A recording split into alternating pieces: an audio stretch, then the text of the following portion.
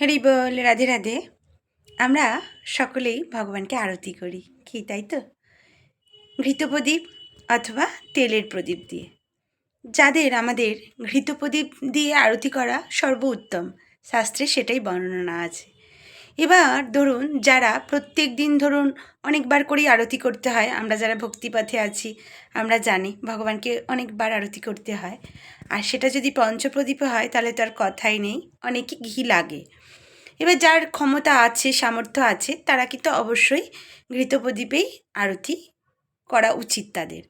আর যারা ক্ষমতা নেই তারা কিন্তু কখনোই সরিষার তেল বা আরও অনেক রকম যে তেল আছে সেগুলো কিন্তু ব্যবহার করবেন না, শুধুমাত্র তিলের তেল ব্যবহার করবেন। মানে আপনারা অন্যান্য তেল যে দামে পাবেন, মানে তিলের তেলেও কিন্তু সেই দামেই পাবেন। অতএব শাস্ত্রসম্মতভাবে কাজ করাটাই আমাদের খুব ভালো হবে। তেল ব্যবহার করবেন, যে কোনো দোকানে আপনারা কিন্তু তিলের তেল পাবেন। তিলের তেল দিয়ে ভগবানকে দীপদান করলে ভগবান অত্যন্ত খুশি হন। রাধে রাধে।